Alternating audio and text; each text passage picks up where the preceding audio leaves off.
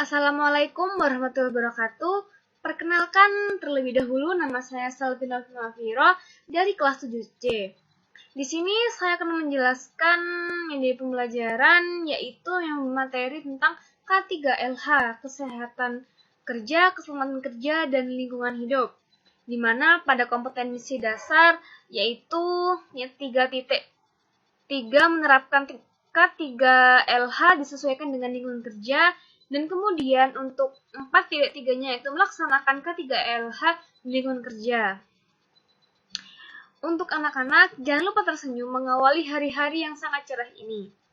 Selanjutnya kita langsung ke bab selanjutnya. K3LH, pasti untuk anak-anak sendiri tidak asing untuk mendengarkan kata-kata ini, K3LH yaitu kesehatan, keselamatan kerja, dan juga lingkungan hidup. Selanjutnya, pengertian pada kesehatan keselamatan kerja ini biasa disingkat K3 atau lebih umumnya untuk memperkembangkan kerjasama, saling pengertian, partisipasi efektif dari pengusaha atau pengurus tenaga kerja dan tempat-tempat kerja. Kemudian untuk melalui pelaksanaan K3LH ini diharapkan tercipta tempat kerja yang aman, bebas, sehat dari pencemaran lingkungan sehingga dapat mengurangi atau terbebas dari kecelakaan kerja atau penyakit akibat kerja. Jadi untuk pelaksanaan K3 ini dapat meningkatkan efisiensi dan produktivitas kerja. Dan untuk selanjutnya yaitu pengertian K3LH dibagi menjadi dua pengertian. Yang pertama secara filosofis, dan yang kedua secara keilmuan, di mana pada secara filosofis ini suatu pemikiran atau upaya untuk menjamin keutuhan dan kesempurnaan baik jasmani dan ataupun rohani. Dan yang kedua, pengertian secara keilmuan, di mana pada K3LH ini mempunyai penerapan dalam usaha mencegah kemungkinan terjadinya kecelakaan dan penyakit akibat kerja.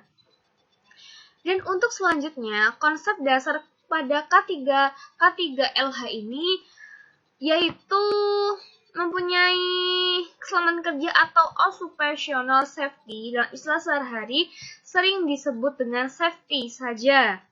Namun, dengan secara filosofi dapat diartikan sebagai suatu pemikiran dan upaya untuk menjamin keutuhan dan kesempurnaan baik jasmani ataupun rohani dalam tenaga kerja.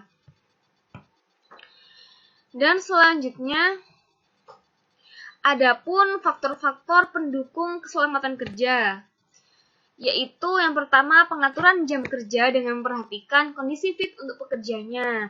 Dan yang kedua, pengaturan jam istirahat yang memadai. Contoh, kita harus separuh mengatur waktunya kita. Jangan terlalu banyak game ketika malam agar stamina dalam tubuh tuh bisa stabil. Dan juga tidak lupa dengan makan makanan yang sehat dan juga teratur. Khususnya harus memakan makanan sayur dan buah-buahan yang bergizi-gizi. Dan kemudian untuk selanjutnya pengaturan penggunaan peralatan kantor yang menjamin kesehatan kerja pekerja. Semisal penggunaan peralatan kantornya tidak membahayakan pekerja, ataupun pada anak-anak SMK ini sering menggunakan sebuah listrik yang berhubungan dengan listrik, entah itu kabel, entah itu dari strumnya atau yang lainnya. Itu perlu diperbaiki juga jika ada yang tidak patut untuk digunakan. Dan selanjutnya pengaturan sikap tubuh dan anggota badan yang efektif tidak menimbulkan gangguan ketika bekerja. Nah, itu ketika kita sedang sakit atau bagaimana itu sungguh tidak boleh bekerja. Bukan tidak boleh, namun alangkah baiknya hendak izin terlebih dahulu untuk kondisikan fit tubuh agar pulih kembali daripada ntar pas lagi kerja kita ada sesuatu yang tidak terduga ya. Dan selanjutnya penyediaan sarana untuk menjamin keselamatan kerja prakerja. Contohnya kita menggunakan helm ketika bekerja agar terlindungi dari jatuh barang-barang yang keras atau sebagainya. Dan ataupun kita juga bisa menggunakan sebuah jaket pelindung. Entah itu kita sedang berhubungan dengan api atau dengan yang lainnya. Selanjutnya, kedisiplinan kerja untuk melindungi keselamatan kerja pekerja. Itu sangat penting sekali. Dan kedisiplinan kerja menaati ketentuan pembentukan keselamatan kerja dan perlindungan keselamatan kerja yang telah disediakan diatur dengan SOP. Dan ini sangat penting sekali yang tadi sebelumnya saya sampaikan. Kedisiplinan itu perlu sekali. Dan yang terpenting adalah mentaati ketentuan penggunaan peralatan kerja, dan itu tidak sangat sembarangan. Itu harus ada ketentuannya dan juga cara memakainya atau manfaatnya itu sangat banyak, tidak sembarangan. Kemudian selanjutnya di sini ada peraturan perundang-undangan yang mengatur K3LH, Undang-Undang Nomor 1 Tahun 1970 tentang kesehatan dan keselamatan kerja. Yang diatur oleh undang-undang ini adalah keselamatan kerja dalam segala di tempat kerja, baik di darat, dalam tanah, permukaan air, dalam air maupun di udara, yang berada di wilayah kekuasaan hukum Republik Indonesia. Sebenarnya banyak sekali peraturan-peraturan undang-undangan pada K3LH ini, yaitu yang pertama peraturan perundang-undangan K3, peraturan UAP tahun 1930, Stum Verordening, Peraturan Pemerintah Nomor 7 Tahun 1973 tentang pengawasan atas peredaran, penyimpanan, dan peredaran pestisida. Dan selanjutnya, Peraturan Perundang-undangan Perlindungan Tenaga Kerja. Di sini pada pasal 1 angka 2 Undang-Undang Nomor 13 Tahun 2003 tentang tenaga kerjaan disebutkan bahwasannya tenaga kerja adalah setiap orang yang mampu melakukan pekerjaan baik di dalam maupun di luar hubungan kerja, guna menghasilkan barang atau jasa untuk memenuhi kebutuhan sendiri maupun masyarakat. Jadi, untuk pada peraturan ini, itu menyatakan bahwa tenaga kerja merupakan modal utama yang serta pelaksanaan dari pembangunan masyarakat Pancasila. Seperti itu. Dan selanjutnya, di sini ada pun syarat-syarat keselamatan kerja. Keselamatan kerja pun juga mempunyai syarat. Yang pertama, mencegah mengurangi kecelakaan. Mencegah, mengurangi, memadamkan pembakaran. Mencegah dan mengurangi bahaya peledakan. Kemudian memberikan kesempatan atau jalan penyelamatan diri waktu kebakaran atau kejadian-kejadian lain yang berbahaya. Memberikan pertolongan pada kecelakaan itu sangat penting sekali. Dan harusnya kita sebagai seorang manusia harus mengetahui hal tersebut. Jika kalau tidak ada dokter ataupun perawat yang di sekitaran kita, kita bisa menolongnya, namun tidak sedalam seperti dokter ataupun dinas kesehatan lainnya.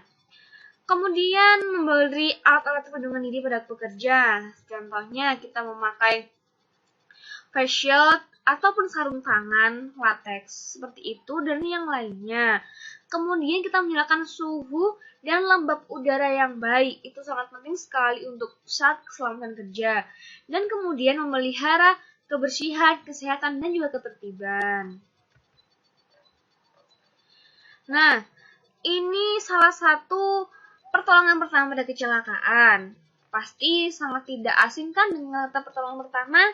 Pertolongan pertama yang mutlak dilakukan untuk keselamatan adalah usaha untuk menyadarkan kembali dan menghindari pendarahan.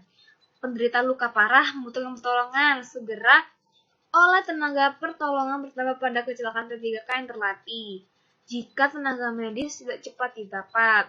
Nah, untuk anak-anak sekalian pasti tidak asing dengan P3K. Apa itu P3K, Ibu?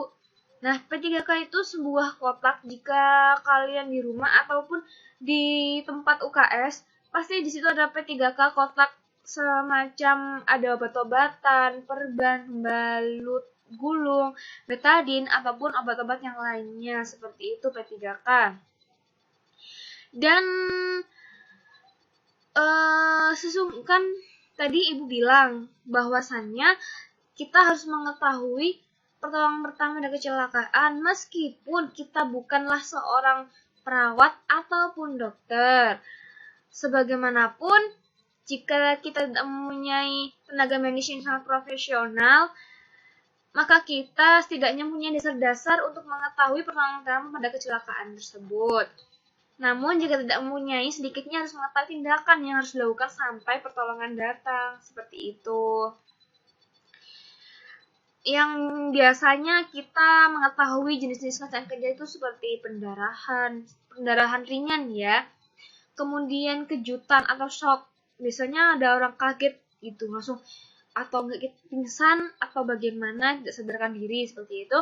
Keracunan, luka bakar api atau luka bakar kena cairan kimia, luka pada mata, luka kecil, benda-benda tajam, serta sengatan listrik. Biasanya sengatan listrik, biasanya anak-anak SMK ini, multimedia atau TKJ, biasanya menggunakan listrik, yaitu sangat hati-hati. Tuh. Nah, di sini Ibu memberikan contoh sedikit pendarahan dan bagaimana cara menghentikannya. Ini pelajarannya fokus ke K3LH-nya ya, karena di sini bagaimana cara untuk prosedur-prosedurnya itu bagaimana yang akan kita lakukan ketika ada suatu hal yang tak terduga ya. Dan di sini penghentian pendarahan umumnya dapat dilakukan dengan menekan muka pada bagian yang berdarah. Namun ada syaratnya. Kalau semisalkan pendarahannya tidak bisa dihentikan dengan cara tersebut yang anak-anak ketahui, segera panggil tenaga medis, misalnya dokter atau perawat ataupun apa yang dinas kesehatan. Nah, di sini yang pertama yaitu ada pendarahan hidung. Dan hidung itu ini ada langkah-langkahnya, sedikit memberitahu atau memberikan ilmu sedikit pengalaman gitu. Pendarahan hidung itu biasanya dudukkan terlebih dahulu dengan kepala menunduk, kemudian cegahlah korban memaksa darah keluar dari hidungnya. Itu dipaksa biar nggak terus keluar, kasihan. Nanti bisa-bisa kalau misalkan ngeluarin semua, bisa-bisa nanti kekurangan darah, kasihan. Kemudian pijit atau minta mencubit kuping hidungnya keras-keras seperti itu. Terus misalkan pendarahannya tidak berhenti selama 5-10 menit, usahakan mendapatkan perawatan medis. Itu masih pendarahan hidung. Kalau misalkan darah hidungnya lebih dari waktu tersebut, mending kalian memanggil tenaga medis, tenaga kesehatan ya. Terus kemudian pendarahan karena luka. Nah, ini pendarahan luka, beda ya hidung sama luka ya. Nah, kalau misalkan luka dari tangan maupun kaki, itu minta pertolongan semua medis, perlihatkan semua luka, nah itu kena listrik atau kena apa, itu segera. Terus habis itu tutup dan tekan luka dengan tangan atau pencet tepi luka bersama-sama agar menutup. Jika sempat tutuplah luka dengan sapu tangan. Nah, ini kalau misalnya sapu tangan langsung tutup. Soalnya kasihan biar tidak pendarahan, biar tidak infeksi atau tidak kena kuman-kuman yang akan menyerang ke luka itu. Habis itu atau enggak bisa beri bantalan tipis dan diikat erat dengan perban gitu.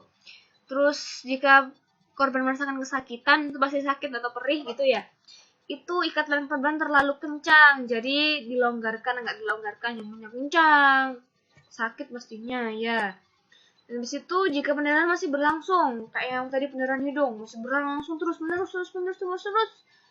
beri bantalan yang perban lagi, berarti terlalu parah, banyak luka yang sangat agak berat gitu ya. Setelah itu yang dipakai untuk menekan nih, bahan-bahannya itu terbuat dari bahan kayu atau logam. Nah itu. Dan cara seperti ini itu digunakan untuk menolong korban yang patah tulang. Nah, dulu misalkan dulu ya. Dulu pas lagi dulu banget ya. Itu pernah ibu menemukan seorang anak kecil yang patah tapi dikasih kayu itu. Nah, jadi kakinya tuh langsung lurus gitu. Ya, itu cuma sedikit cerita ya. Nah, selanjutnya cara membebaskan korban dari listrik. Nah, ini yang biasanya nih bingung, mau ngapain nih, harus diapain, kayu gimana gitu. Biasanya itu tegangan rendahnya itu 240 volt atau kurang. Nah, itu langsung dimatikan. Aliran listriknya jangan lupa dimatikan. Jangan tetap dihidupin, itu jangan, nggak boleh.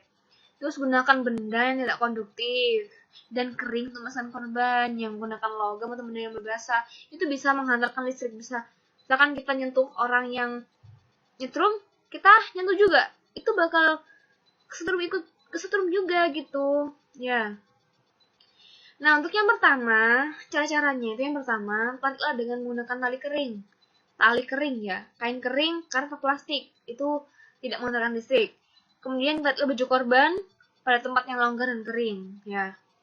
Habis itu berdirilah di atas papan kering ketika mendorong atau menarik korban. Jadi kita tuh langsung berdirinya tuh alasnya itu kayu gitu, kayu yang kering atau plastik.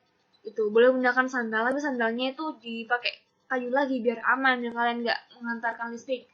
Dan kalian nggak kesetrum maksudnya ya. Itu dorong dengan kayu kering. Jika mendorong korban, hendaknya dilakukan dalam sekali gerak agar selekas mungkin bebas dari listrik. Misalkan kalian dorong langsung satu arah tapi yang agak kenceng, tapi hati-hati pelan-pelan ya gitu, jangan langsung dorong gitu, jangan, kasihan gitu ya. Atau enggak gunakan tongkat panjang, misalkan tongkat yang pramuka. Nah, tongkat pramuka panjang bisa dipakai itu ataupun yang lainnya, pokoknya yang garing yang basah ya. Nah, mungkin itu, atau dari anak-anak mau yang bertanya seputar K3LH ataupun yang lainnya. Kalau tidak ada pertanyaan, terdapat rangkumannya, yaitu keselamatan kerja atau occupational safety diartikan sebagai suatu pemikiran dan upaya untuk menjamin kebutuhan dan kesempurnaan baik jasmaniah maupun rohaniah. Nah, kerja kesempurnaan baik jasmaniah maupun rohaniah tenaga kerja pada khususnya dan manusia pada umumnya serta hasil budaya dan karyanya. Prosedur bekerja dengan aman dan tertib dengan cara sebagai berikut. Yang pertama, menetapkan standar K3LH. Yang kedua, menetapkan tata tertib yang harus dipatuhi. Ini sangat penting sekali. Dan yang ketiga, menetapkan peraturan-peraturan. Dan yang keempat, mensosialisasikan peraturan dan perundang-undangan K3 kepada seluruh tenaga kerja. Ini sangat penting sebagai patokan kalian ketika saat bekerja nanti.